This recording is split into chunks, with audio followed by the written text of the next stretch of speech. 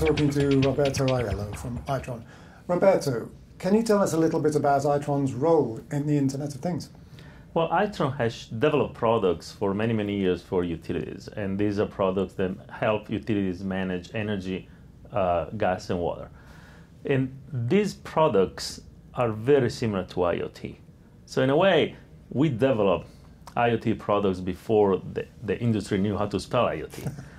What has happened in the past few years is that we gradually changed the architecture of our products with technology.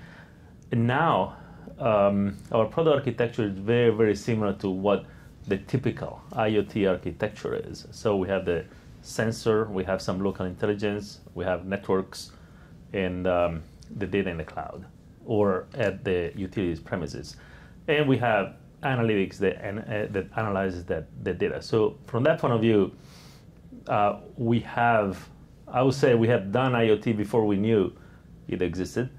And now we're taking some of that technology and we're going to move it to other IoT verticals. Okay, and as far as taking the Internet of Things concept to the utilities is concerned, are you finding you're pushing against an open door? Are they warm to the concept? Yeah, absolutely. I mean, during the past few years, definitely the industry has seen a transition from proprietary products to open standards. That has made everybody's life easier because we have more vendors, the products work better, the customers can choose from different vendors, integrate better. So definitely that transition has gone very well. And presumably there are key benefits for the utilities to develop this and use this technology. Absolutely, because typically we had an electric meter, a water meter, a gas meter. Well, it turns out that there's a lot of other information that can be generated by different type of sensors. For example, leak detectors for water or sensor on the power lines. A thing that just can be done by an IoT product versus by humans, like in any other thing. And what particular innovations has Itron brought to the Internet of Things?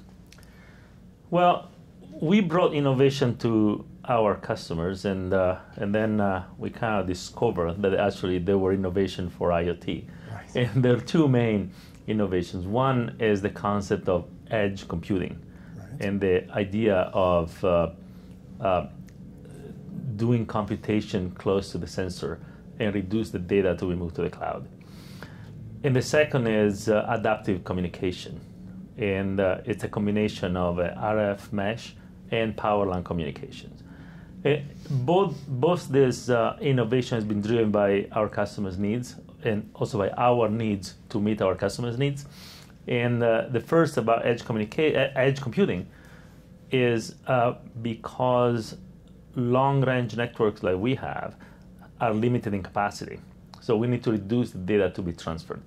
And in the process of doing that, in the process of putting intelligence at the sensor, we discovered that there are other applications that architecture enables. For example, we can correlate real-time sensor data locally and make local decisions. And the second about adaptive communication is that in many cases, it's hard to reach some of our sensors.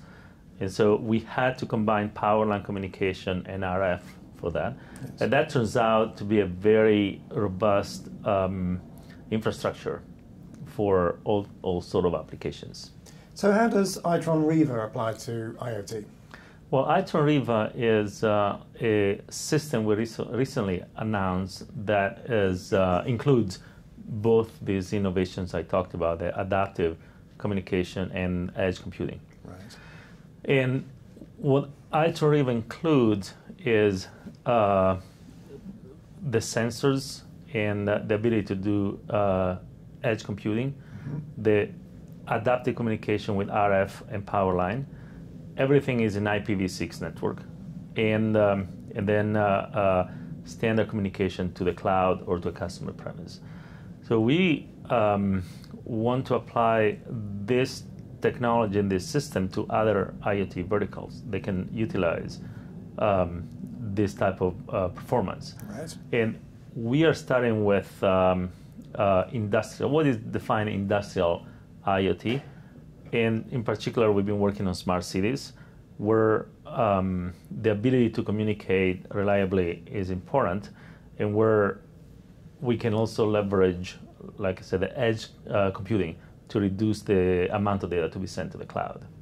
So has Riva been implemented in smart cities around the world? It's a beginning too. I mean, we have some pilots. Yes. We are starting with energy and water, which is our, definitely our current strength. Yes. We have interest in for other applications like streetlights, for example, in smart cities. We also have interest on verticals that we did not consider at first. For example, inside buildings, where different types of sensors can be used to provide value to the building owner. For example, energy management or asset tracking, things that typically realized with different networks that don't talk to each other, and the ability of deploying a single network with good coverage and edge computing enables all these different applications to coexist, and the cost of the sensor and the application is going to be reduced.